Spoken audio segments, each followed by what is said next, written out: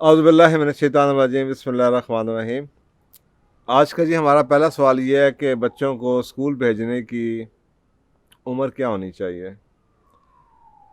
और कुछ सवाल ऐसे होते हैं कि मैं थोड़ा सा डिले कर देता हूँ उनका जवाब देना, क्योंकि मुझे पता है जब वो सवाल का पिंडोरा बॉक्स खुलेगा तो उसके साथ बड़े सवाल फिर शुरू हो जाएंगे। तो ये आज हमारा नौवां प्रोग्राम है और आज हमारा बच्चों के बारे में पहला सवाल आज आया है। और मुझे लगता है कि इसके बाद दो तीन सवाल तो ऐसे आज भी आए हुए हैं, लेकिन ये पंडोरा बॉक्स खुल जाएगा और फिर बच्चों के ऊपर हम चल पड़ेंगे।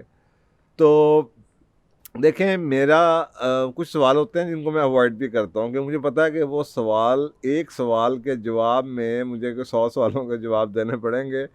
और लोगों की जब बिलीफ्स के हट के कोई बात की जाए तो लोग थोड़ा सा रेसिस्ट भी करते हैं।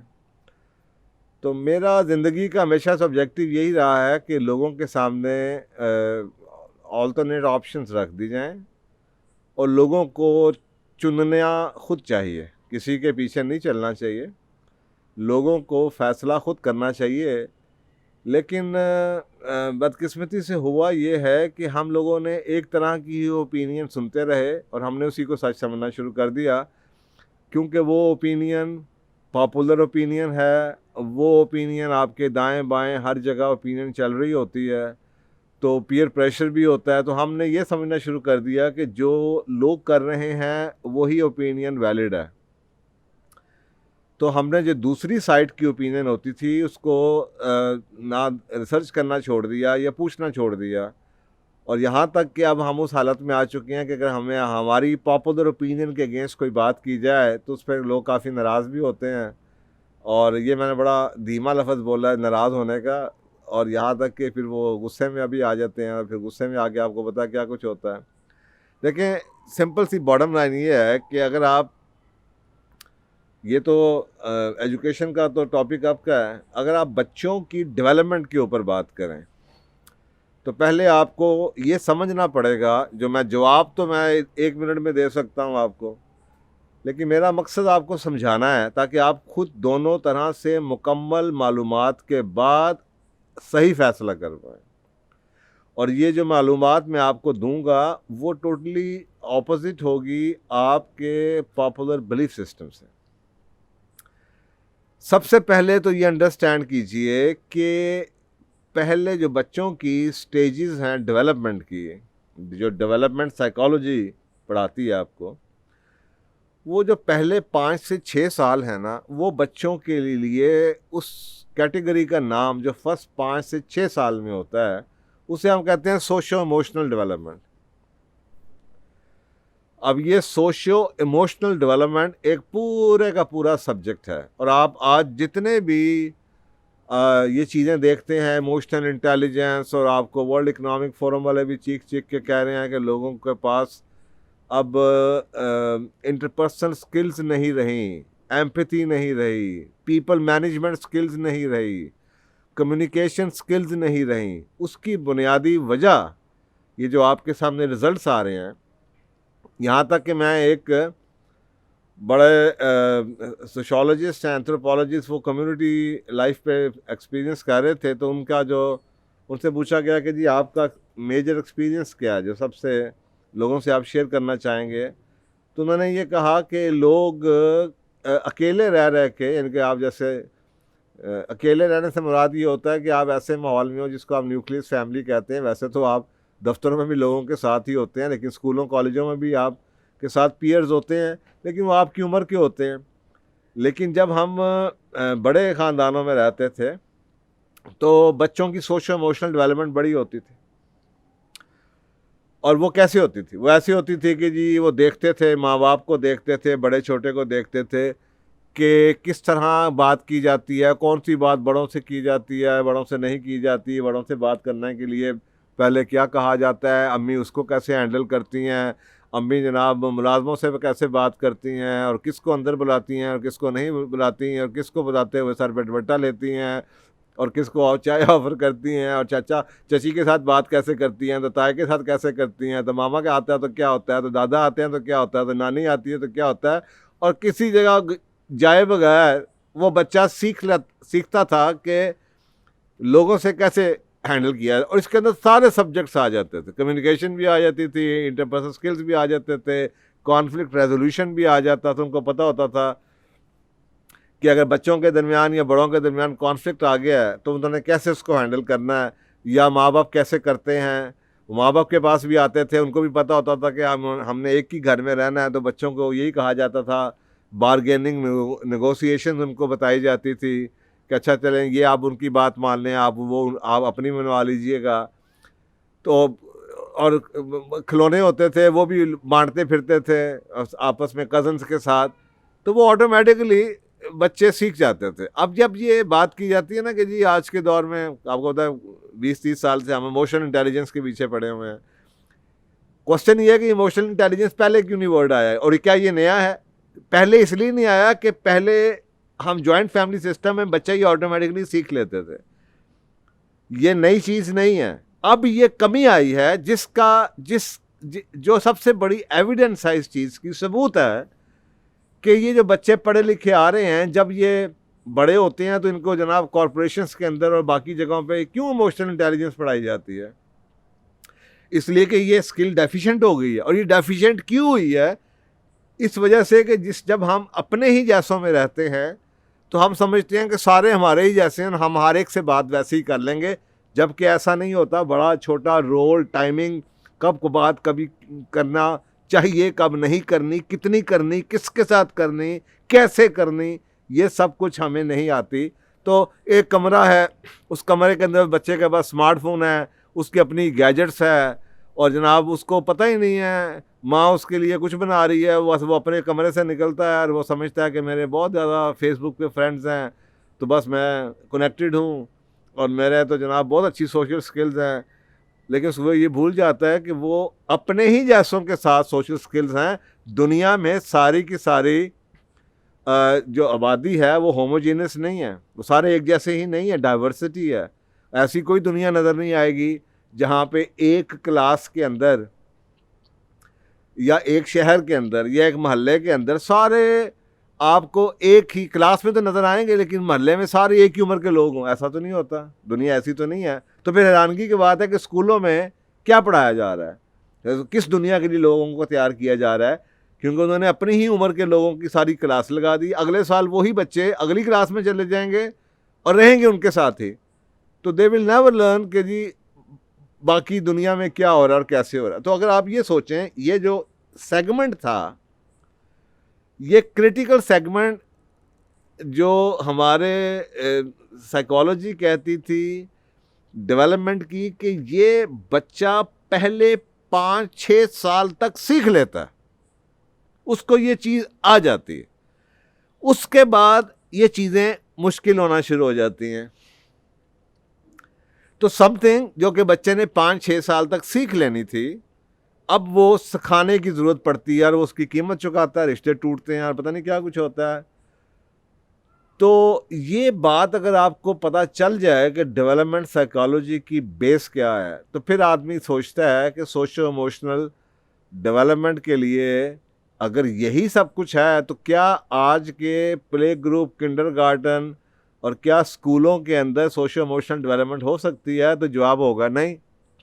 अब इसलिए मैंने इतना लंबा आपको समझाया है कि कहते ना, जब कॉन्फ्लिक्ट होता है ना दो लोगों में, तो वो इस वजह से होता है कि दो डिफरेंट लेवल ऑफ अंडरस्टैंडिंग पे खड़े हैं। एक आदमी पहाड़ की जनाब 50 फुट, 100 फुट, 200 फुट पे खड़ा है, एक 2000 फुट पे खड़ा है, तो दोनों की रियलिटी फ़र्क है और वो लड़ रहे हैं आपस में, इसलिए कि दो डिफरेंट पॉइंट ऑफ, दोनों का नॉलेज फ़र्क है। वो तो 2000 फुट पे खड़ा, उसको कुछ और नज़र आ रहा है, 200 फुट पे उसे कुछ और नज़र आ रहा है। तो अब अगर आपको ये बात पता चल जाए, तो फिर अब आपसे पहला सवाल यही होगा मेरा कि जी अगर आपको पता हो कि सोशल इमोशनल डेवलपमेंट कैसे होती है, तो वाई वुड यू सेंड, आप अपने बच्चों को स्कूल क्यों भेजेंगे? तो जवाब आपके पास मौजूद है। तो पहली चीज़ या पहला पॉइंट जो मेरा आर्गूमेंट है वो डेवलपमेंट साइकोलॉजी के हवाले से है कि इसकी क्या ज़रूरत है।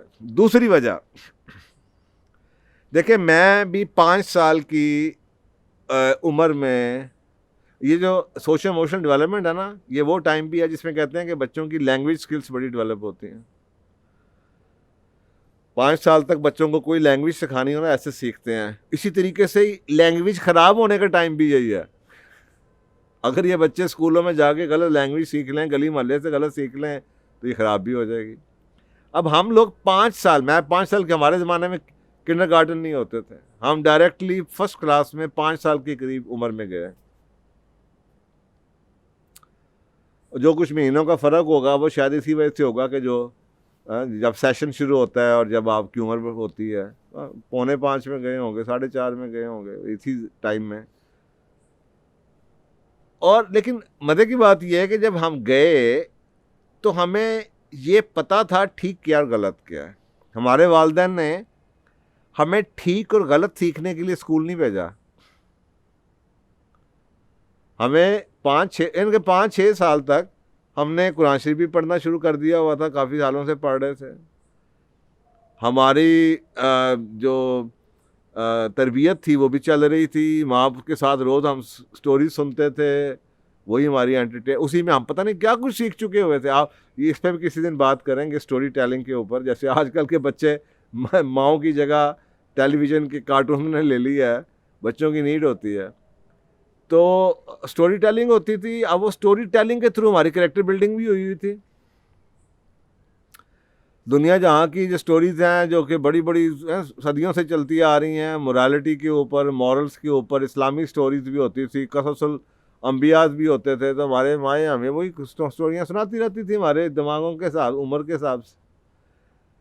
तो लेकिन हमें यह पता था ठीक क्या और गलत क्या है।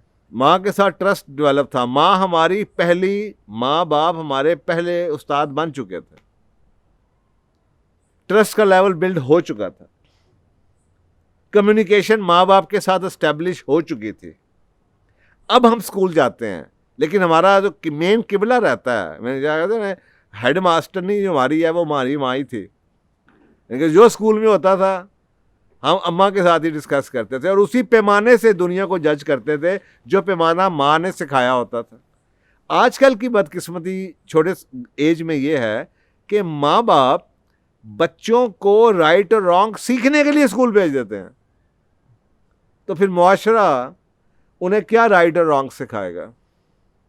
और ये बड़ा इंटरेस्टिंग पॉइंट है जिस पर आप सोचिए, गौर फिक्र कीजिए कि ऐसा शख्स जिसको शायद खुद नहीं राइट और रॉन्ग का पता, अपने सब्जेक्ट का तो वो मास्टर है। ये तो माँ बाप को पता है कि आपकी फैमिली की क्या वैल्यूज़ हैं, क्या मॉरल्स हैं, क्या हिस्ट्री है, क्या बच्चों को बनाना चाहते हैं, हम क्यों करते हैं, हमारे ख़ानदान कहाँ से आया, कैसे इस्टेब्लिश हुआ, ये तो आपकी वैल्यूज़ हैं, ये तो आपकी फैमिली है। तो अगर आपने ये काम ना किया और बच्चों को स्कूल भेज दिया तो बच्चों को तो यूनिवर्सल मोरालिटी पढ़ाई जाएगी जो किताबों में लिखी है, जो सिंड्रेला की किताबों में लिखी हुई है, वो उनको तो वो मोरालिटी पढ़ाई जाएगी। इस पर इंशाल्लाह फिर कभी डिटेल में बात करेंगे। तो ये एक बड़ा इंटरेस्टिंग एलिमेंट था कि जी हमें ये पता था, तो जब हम गए तो हम किसी पैमाने को लेके गए, पैमाना लेने के लिए नहीं गए, पैमाने को लेके गए और हमने दुनिया को उस पैमाने से जज किया। और ट्रस्ट का लेवल ये था कि जब हम आते थे, 2.5 साल का बच्चा, 2 साल का बच्चा आप उठा के भेज देते हैं, वो इस काबिल नहीं है, उसका माँ के साथ ट्रस्ट भी ख़त्म हो जाता है और वो उस्ताद को आजकल टोटली ऑपोजिट हो चुके। अब ये है कि माएँ उस्तानियों को कहती हैं पेरेंट टीचर्स मीटिंग में, देखें जी मेरी बात नहीं सुनता था, आप इसको ये कहें, जबकि हमारे केस में ऐसा नहीं था क्योंकि माँ के साथ ट्रस्ट डेवलप हुआ था, तो हमारा पैमाना मौजूद था। हम माँ को छोड़ के टीचरों की बात नहीं मानते थे। माँ ऑथेंटिकेट करती थी कि अम्मा टीचर ने ये कहा, तो अम्मा कहती थी हाँ ठीक कहा। अगर उस टीचर ने कुछ और कहा होता तो अम्मा कहती थी नहीं मेरा ख्याल उन्होंने ऐसा कहना। उसको ये भी नहीं कि डायरेक्टली हमारा उससे दिमाग ख़राब करती थी या नेगेटिव कर देती थी, बड़े तरीके और सलीके से कहती थी नहीं नहीं मेरा ख्याल है टीचर ने ये नहीं वो कहना चाहा होगा, ज़रा आप चेक कीजिएगा, टीचर से पूछिएगा। तो बड़ी एक एक वो इज़्ज़त का लेवल हुआ करता था। तो एक अर्ली एज बच्चों को स्कूल में भेज दें तो उसमें सेकंड जो बड़ा इशू मैंने आपको बताया वो ये है। तो अब आपने ये देख लिया, अब तीसरा देखें कि जो दुनिया है उसके अंदर जब ये आया ना, ये बच्चों के अंदर बड़ी प्रॉब्लम्स आ गई हैं, साइकोलॉजिकल प्रॉब्लम्स हैं बच्चों के अंदर, ट्रस्ट बिल्डिंग नहीं है। और इस पर रिसर्च बड़ी हमारे पास अवेलेबल है, पिछले 20-30 साल से रिसर्च, 40-50-60 साल से रिसर्च चल रही है। तो उन्होंने ये नोट किया कि जो बच्चे माओ के साथ कनेक्टेड रहे हैं उनके अंदर बिहेवियरल प्रॉब्लम्स नहीं है, मसलन अथॉरिटी को ओबे करते हैं, उनके अंदर बिहेवियरल इश्यूज नहीं है, ड्रग के ऊपर नहीं जाते, क्लासों को स्किप नहीं करते, झूठ नहीं बोलते, जो माओ के साथ कनेक्टेड रहे हैं। तो इसके ऊपर रिसर्च करते करते वो यहाँ तक पहुँचे कि 2 साल तक जो माँ के साथ बच्चा जुड़ा रहता है और फीड भी लेता रहा और माँ के साथ रहा, वो बच्चे बहुत लेटर लाइफ के अंदर ऑलमोस्ट कई चीज़ों के अंदर, तमाम चीज़ों के अंदर आगे हैं उन बच्चों से, बिहेवियर में भी और परफॉर्मेंस में भी, जो बच्चे माँ बाप के साथ जिन्होंने टाइम नहीं गुजारा। और उन्होंने फिर बात ये की कि 5 से 6 साल तक जो बच्चे माओ के साथ जुड़े रहे हैं,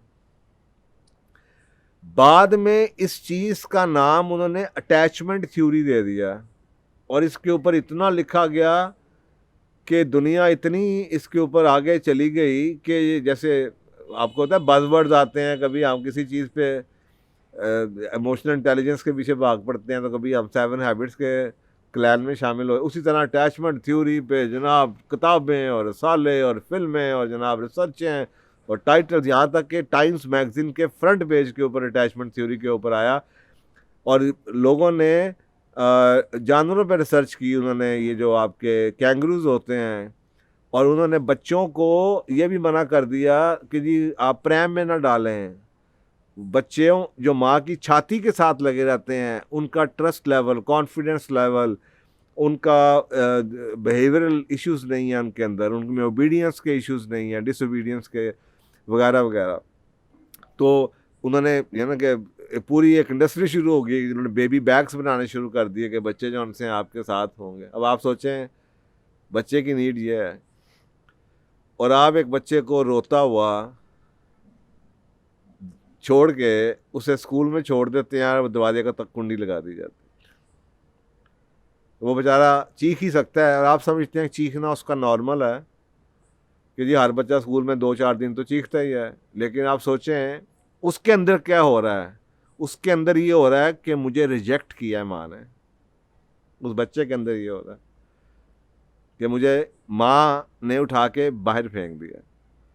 तो ये गौर से इसको पढ़िएगा कि बहुत इस पर मटीरियल है। तो ये एक तीसरा जो इशू आता है अर्ली एज स्कूलिंग से, ये तीसरा इशू ये आता है। तो ये तो इशू हो गया। चौथा इशू जो आता है वो एक बुनियादी तौर पे ADHD का इशू आता है। देखें बाहर की दुनिया में बच्चों का दिमाग अभी डेवलपमेंट हो रही होती है और 5 से 6 साल बहुत, शुरू के 5 बहुत अहम है। एक 20-80 का रूल है, जैसे 20-80 का रूल होता है ना, वो कहते हैं कि जी 80% बच्चे की जो डिपेंडेंस है वो पहले 6 साल की तरबियत पे है, बाद में ज़िंदगी में क्या करेगा। 6 साल पहले इतने अहम है। आप सोचें ना, एक बीज लगाते हैं आप, तो बीज तो लगाने का लेके शुरू में कितनी मेहनत की जाती है, बाद में तो खुद ही पौधा निकल के बड़ा होना शुरू हो जाता है, आपकी एहतियात कम से कम होती। तो इसी तरह बच्चे में पहले 5 से 6 साल में 80% उसकी शख्सियत के वो हिस्से बनते हैं जो उसके ऊपर बिहेवियर सारे इशू आएंगे। तो उसमें बहुत ज़्यादा हाइपर एक्टिविटी, बहुत ज़्यादा चॉइसेस अवेलेबल मार्केट में, चाहे खाने की हो, स्कूल में हो, टॉयज़ की सूरत में हो। अगर आप कहते हैं जी प्ले ग्रुप में बच्चा जाता है, जी उधर तो टॉयज़ होते हैं, जी उधर तो ये होता है, जी वो होता है। या डिफरेंट तरह के बच्चों के अंदर कॉन्ट्राडिक्टरी या कॉन्फ्लिक्टिंग स्टेटमेंट्स वो सुनते रहें एक ही चीज़ के बारे में, टेलीविज़न देखें या कार्टून देख रहे हों या टॉयज़ बहुत ज़्यादा हैं। तो कहा यह जाता है कि उन बच्चों में जो अर्ली एज में चले जाते हैं प्ले ग्रुप्स वगैरह में इस तरह में, तो उनमें ADHD के केसेस ज़्यादा हैं, attention deficit hyper activity disorder. ये वो बच्चे होते हैं जिनका फोकस नहीं होता, जो एक जगह ज़्यादा देर तक तवज्जो नहीं दे सकते, जो आपको बेचैन से नज़र आते हैं और ये चीज़ें ज़रूरी हैं। जितने भी बाकी के सब्जेक्ट्स हैं जो हम बाद में बात करेंगे, कामयाबी के लिए सब्र की भी ज़रूरत है, कामयाबी के लिए फोकस की भी ज़रूरत है, कामयाबी के लिए जुड़े रहो की भी ज़रूरत है कि आप एक काम करते रहें। ये तीनों चीज़ें ADHD में नहीं होती। और आज रिसर्च के मुताबिक पाकिस्तान में तो लेटेस्ट कोई रिसर्च हमारे पास नहीं है, लेकिन दुनिया में ये 25-30% तक चली गई है कि बच्चे जितने डेवलप्ड नेशंस के अंदर कि जितनी ज़्यादा डेवलपमेंट है बच्चों की उतनी ही ज़्यादा उनमें ADHD। इस पर हम दोबारा बात करेंगे, इस पर एक सवाल भी आया हुआ है। तो एक ये हो गया।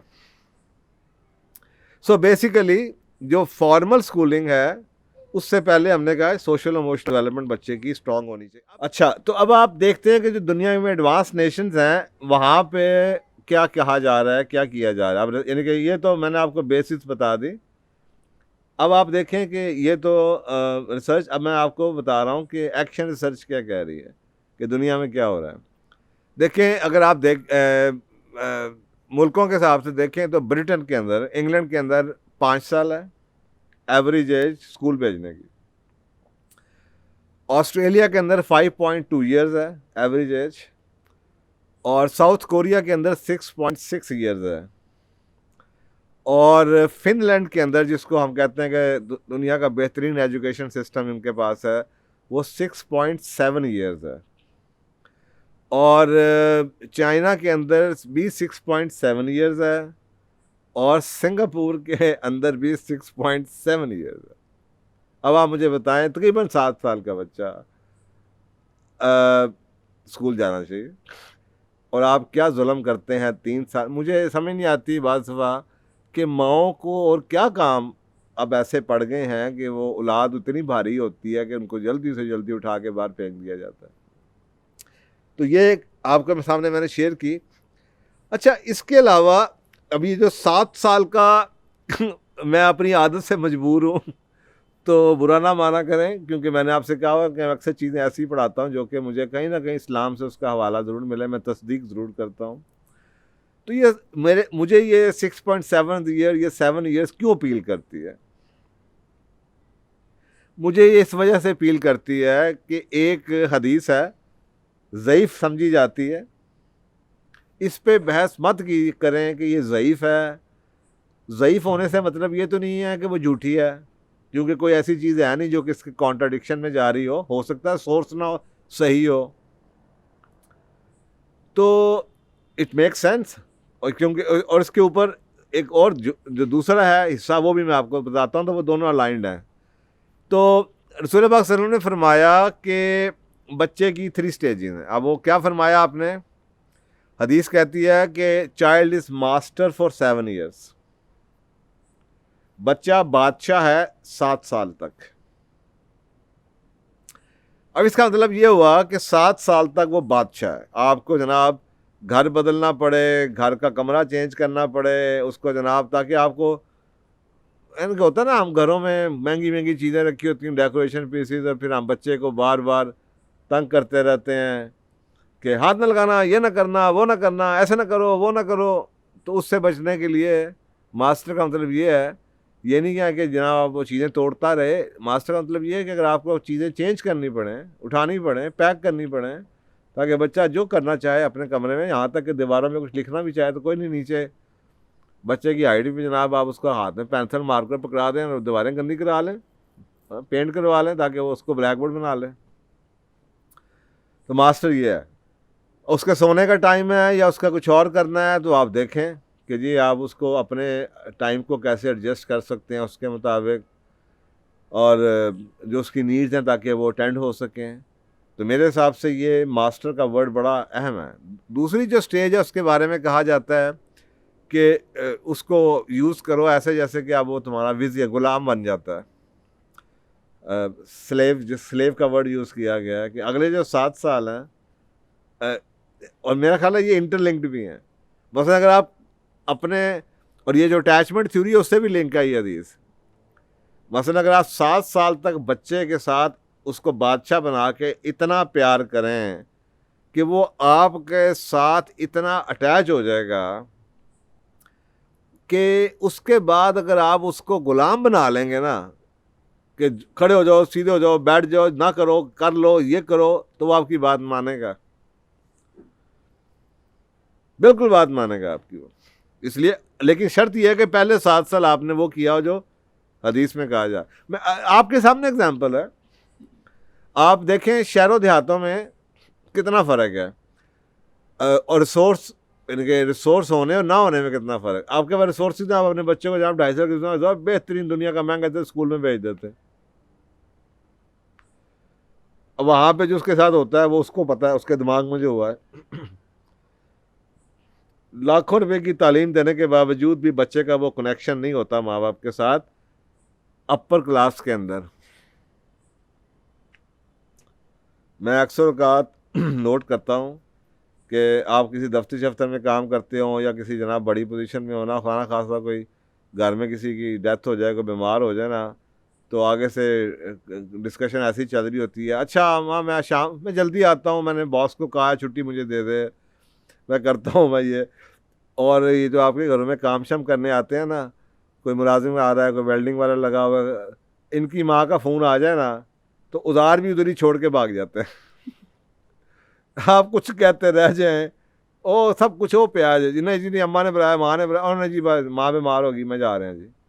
उसके बाद उधार भी उनके ख़त्म हो जाएं या चीज़ें भी रह जाए ना। अब दिस इज़ आई थिंक, ये सही है ये गलत है, मैं बता रहा हूँ कि अटैचमेंट इतनी स्ट्रांग हो जाती है। वो 7 साल जो गुजारे होते हैं और शायद उनके पास रिसोर्सेज नहीं होते, और वैसे भी जो मैं आपको जिक्र कर रहा हूँ, ये बच्चे साफ तरह 3 साल की उम्र में, 2 साल की उम्र में बाप के साथ लग जाते हैं, खेलते रहते हैं, इधर चले गए, जो बाप काम कर रहा है उधर उसको देखते रहते हैं, अम्मा के साथ लगे रहते हैं, तो यहीं से ये काम सीखना शुरू कर देते हैं। तो वो तो बिल्कुल उनकी अटैचमेंट है।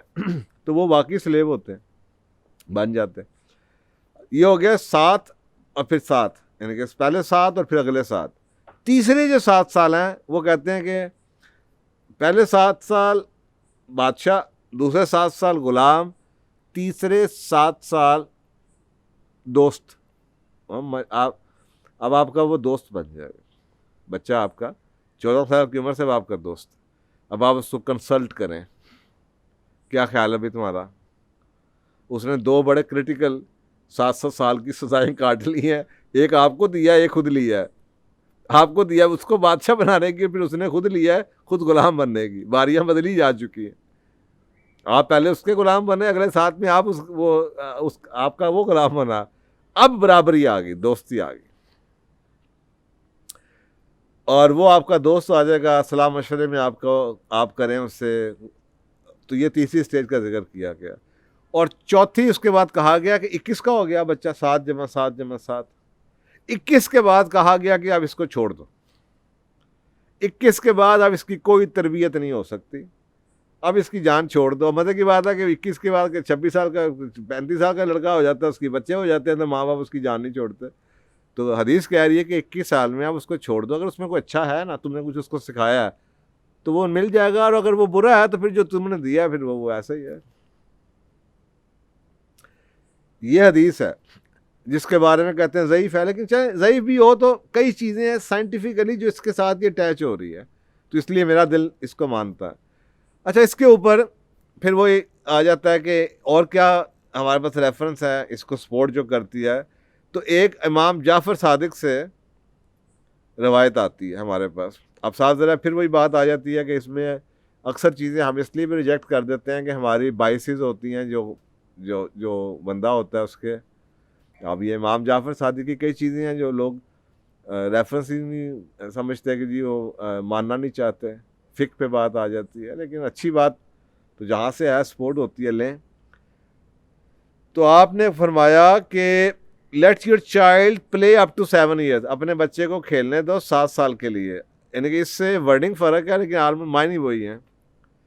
और फिर कहा कि keep him with you for education for 7 years, इसको अगले 7 साल अपने साथ लगाए रखो इसकी तालीम और तरबियत के लिए, जिसको आप अप्रेंटिसशिप कहते हैं। अपने साथ लगाए रखो, चलो उठो आइए काम करो। ये दूसरी हो गई। फिर आपने फरमाया if he succeeds well and good, अगर ये कामयाब हो गया तो अच्छी बात है, नहीं तो इसके अंदर कोई अच्छाई नहीं है। आपने हक अदा कर दिया।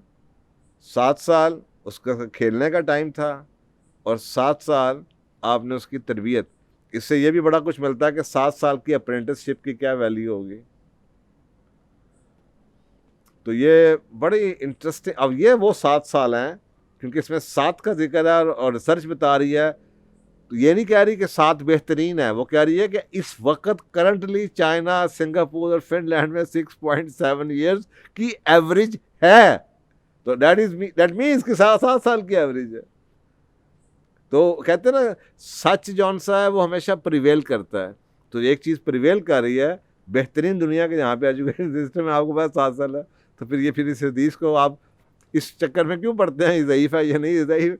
It is conveying you something. What difference does it make कि जी 5 है या 6 है या 7 है, as long as you understand कि ये है क्या। तो एक ये समझें।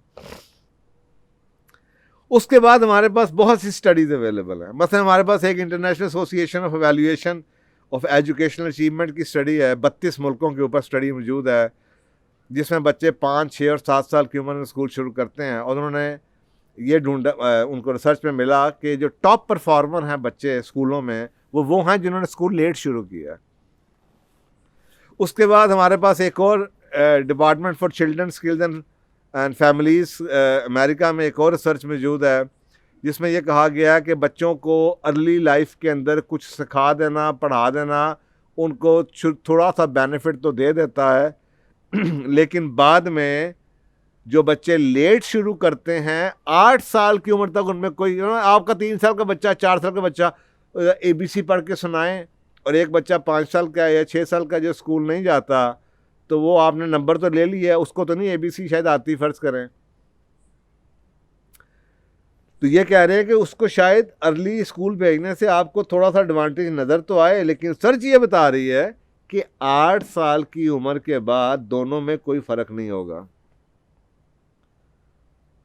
4 साल की उम्र में आपको फ़र्क नज़र आ जाएगा, 5 साल की उम्र में आपको फ़र्क नज़र आ जाएगा, 8 साल के बाद कोई फ़र्क नहीं होगा, क्योंकि जो आपके बच्चे ने 6 साल में या 5 साल में सीखा है, वो बच्चा 6 में या 7 में शुरू करके साल 1.5 साल में उतना सीख लेगा, जब उसकी अगली जो है ना सोशो इमोशनल डेवलपमेंट के अगली जो स्टेज है वो कॉग्निटिव डेवलपमेंट की स्टेज है, जब उसका दिमाग की ग्रोथ शुरू होगी। उस वक्त जब आप उसको 2+2 4 पढ़ाएंगे, तो वो ऐसे पकड़ेगा, बजाय इसके कि आप 3 साल के बच्चे को 2+2 डंडे के दौर पे पढ़ाते रहे, उसके दिमाग में डालते रहे। फिर इसको रिलेट कीजिए जो हमारे बच्चों की डेवलपमेंट साइकोलॉजी कहती है, उनकी स्टेजेस जौन सी हैं। तो एक रिसर्च हमारे पास ये है। इसी तरीके से अमेरिका के अंदर 70s में एक रिसर्च हुई थी, एक रिसर्च नहीं हुई थी, अमेरिकन गवर्नमेंट ने टॉप लेवल के एजुकेशनिस्ट थे, उनको हायर किया और 4 फेडरली फंडेड स्टडीज़ करवाई। ये 70s का टाइम वो था, अमेरिका में 70s का टाइम वो था कि जब एक कंपल्सरी पब्लिक एजुकेशन का एक्ट आया हुआ था। दूसरी तरफ कई लोग ऐसे थे जो अपने बच्चों को स्कूल नहीं भेजना चाहते थे और वो बच्चों को होम स्कूलिंग करना चाहते थे। तो उनके जवाब के लिए कि जी हम अपने बच्चों को स्कूल नहीं भेजेंगे, पब्लिक एजुकेशन में हम अपने बच्चों को खुद पढ़ाएंगे, उनकी डिफेंस के लिए, ये देखने के लिए कि बच्चों का नुकसान तो नहीं हो रहा, गवर्नमेंट ने फंड करवाई इनको हायर करके 4 स्टडीज़, जिसको बाद में कोर्ट के रिकॉर्ड में यूज़ किया गया और होम स्कूलिंग को अलाउ किया गया इसके रिजल्ट की बेसिस के ऊपर। तो ये वो स्टडी है जिसकी अहमियत बहुत ज़्यादा है। तो इस स्टडी में बताया गया कि बच्चे जौन से हैं, इसमें तो यहाँ तक कहा गया कि फॉर्मल स्कूलिंग 8 से 12 साल से पहले नहीं होनी चाहिए, और आखिर में लाइन लिखी गई कि where possible children should be withheld from formal schooling until the age of minimum age 8। यानी कि बच्चों को स्कूलों में भेजने से रोक दें 8 साल का कम से कम, यानी कि 9, 12, 8, 12 नहीं कर सकते, 9, 10, 11, 12, तो कम से कम 8 से पहले तो भूल जाएं। और उन्होंने साबित किया कि it is damaging young children academically, socially, mentally and even psychologically, physiologically, physically. इतनी इस स्टडीज़ ने हिला के रख दिया।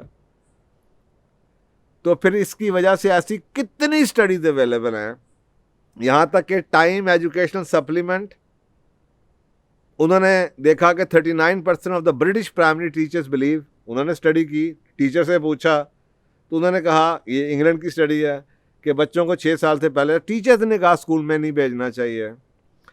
तो इस पे इनकी लाइनें लगी हैं स्टडीज़ की। तो फिर साफ है जो मैं आपको बता रहा हूँ कि हर डेवलप्ड मुल्क में जहाँ पे अच्छा एजुकेशनल सिस्टम है वहाँ पे ये ज़्यादा है। तो उसकी वजह फिर ये हुई कि ये स्टडीज़ हैं जिसकी वजह से वहाँ पे ज़्यादा करते करते ये स्टेज आई कि जो आपके बच्चों के लिए आप ओ लेवल्स ए लेवल्स करते हैं तो ये जो एग्ज़ाम लेता है कैम्ब्रिज लेता है। तो कैम्ब्रिज ने एक स्टडी की और उन्होंने ये कहा, do not send your children to school at the age of 4 and 5। अपने बच्चों को 4-5 साल की उम्र में स्कूल मत भेजें।